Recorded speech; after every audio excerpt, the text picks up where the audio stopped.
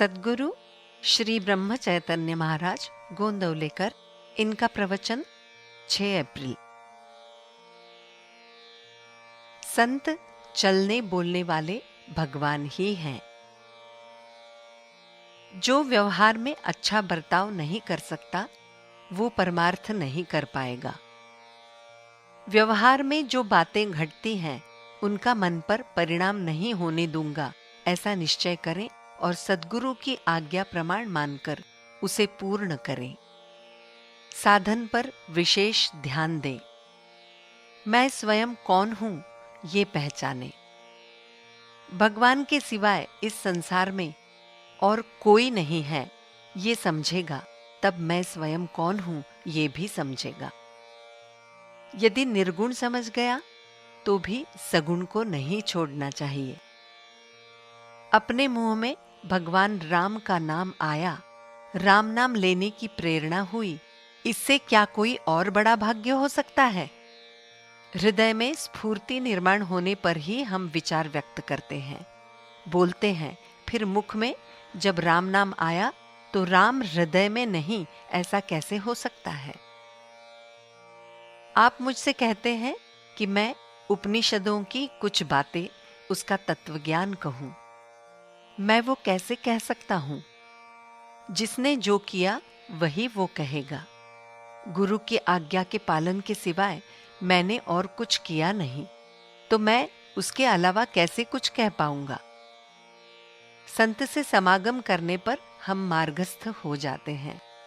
हम साधु को व्यवहार में अपने साथ चलने बोलने करने के लिए कहते हैं, लेकिन जब वो अपने साथ व्यवहार करने लगता है तो उसके पास समता का व्यवहार नहीं, ऐसी उल्टी शिकायत करते हैं। संत देह की बीमारियां ठीक नहीं करते, उन रोगों का भय मिटाते हैं। संत चलने बोलने वाले देवता ही हैं। संतों की देह के हिलने डुलने को महत्व नहीं है। भगवान का नाम सिद्ध कर दिखाना ही संतों का संसार पर बड़ा उपकार है। सिद्ध कर दिखाने का मतलब है नाम स्मरण से परमार्थ सध जाना। हजारों लोगों को नाम स्मरण करने के लिए प्रेरित करना ही संतों का कार्य है। संतों का कोई भी मार्ग वेदों और शास्त्रों के विरुद्ध हो ही नहीं सकता। संत सूर्य की तरह संसार पर स्वभावतः उपकार करते हैं। शास्त्रज्ञ कहते हैं कि सूर्य का तेज कम हो रहा है, लेकिन संतों का तेज बढ़ रहा है।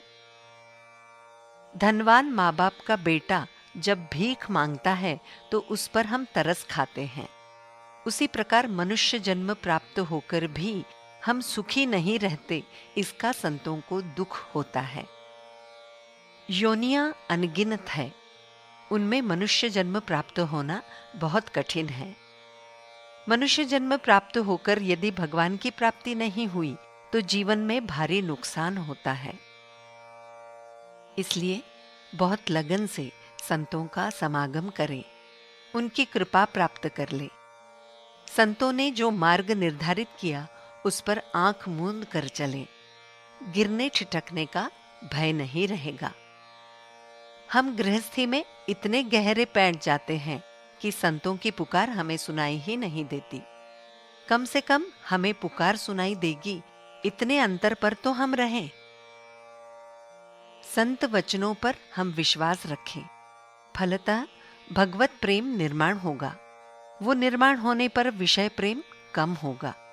इसलिए संतों की केवल संगति करने पर भी कल्याण ही होगा।